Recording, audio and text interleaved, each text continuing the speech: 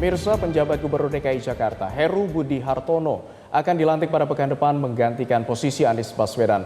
Lantas apa saja faktor dipilihnya Heru Budi Hartono sebagai penjabat dan apa saja tugas yang menanti dirinya untuk melanjutkan program di ibu kota? Selengkapnya kita akan membahasnya bersama dengan pengamat kebijakan publik, ada Bapak Trubus Rahardiansyah. Selamat siang Pak Trubus, salam sehat. Selamat siang Mas. Selamat sehat. Baik, Pak Trubus, dari analisis Anda, apa sebenarnya alasan kuat atau pertimbangan apa dipilihnya Heru Budi Hartono ini dibandingkan dua kandidat lainnya sebagai penjabat Gubernur DKI Jakarta? Iya, menurut saya lebih disebabkan oleh faktor kedekatan antara Presiden, dalam ini Pak Jokowi, dengan Pak Heru Budi, sehingga kedekatan pribadi. Yang kedua, ini memang dianggap sebagai punya komunikasi publik yang baik Pak Heru Budi ini, karena punya pengalaman yang mumpuni sebelumnya sebagai wali kota maupun sebagai pejabat di DKI Jakarta. Saya rasa itu Mas pertimbangannya.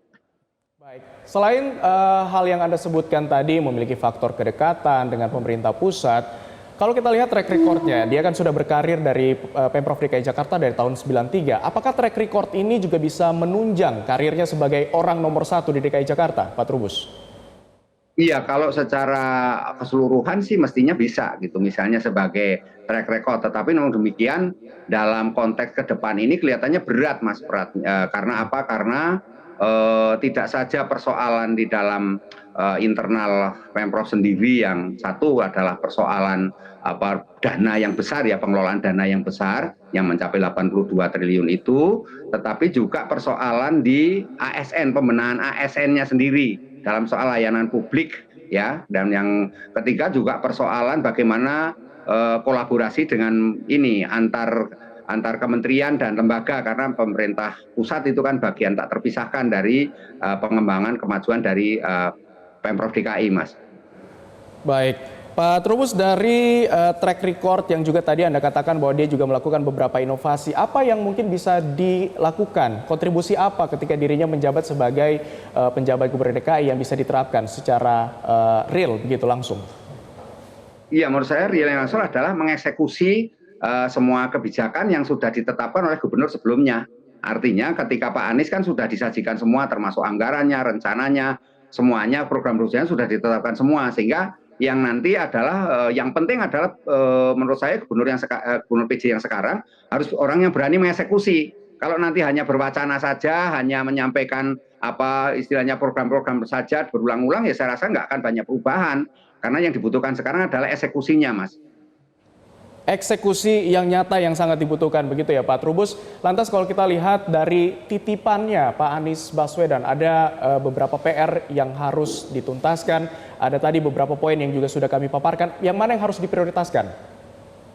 Iya, menurut saya yang paling prioritas adalah yang terkait dengan kebutuhan publik, masyarakat publik, yaitu masalah banjir dan macet. Itu yang menjadi PR besar, karena itu yang selama ini menjadi problem utama Jakarta, selain adalah persoalan terkait dengan ini isu-isu seperti persoalan jual beli jabatan yang juga harus dibenahi juga itu. Jadi dalam hal ini selain itu juga persoalan-persoalan isu-isu yang terkait dengan reklamasi yang selama ini juga menggantung ya, karena lagi belakangan Pak Anies mengeluarkan Pergub 31 yang menyebabkan keberadaan Pulau G itu kan harus ditempatkan sebagai pemukiman. Saya rasa banyak sekali kebijakan yang harus dilaksanakan, tetapi yang paling strategis adalah bagaimana kemudian gubernur yang sekarang menyiapkan juga untuk 2024, Mas, ini ke sana 2024 ini. Karena apa?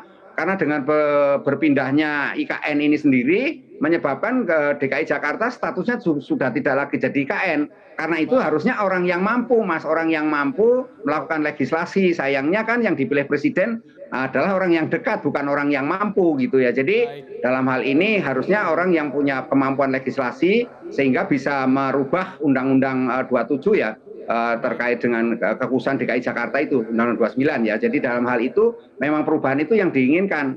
Yang kedua menurut saya bagaimana kemudian menyiapkan Jakarta sebagai transisi untuk tidak menjadi IKN ini dalam hal konteks persoalan dengan wilayah penyangga, Mas. Dalam hal ini tentu kemudian bagaimana kolaborasi ditingkatkan itu, Mas. Baik, kita harapkan ada terobosan dan juga inovasi baru dari penjabat Gubernur DKI Jakarta. Terima kasih Pak Trubus Radiansyah, pengamat kebijakan publik sudah bergabung bersama kami di Metro Siang. Selamat kembali beraktivitas, salam sehat.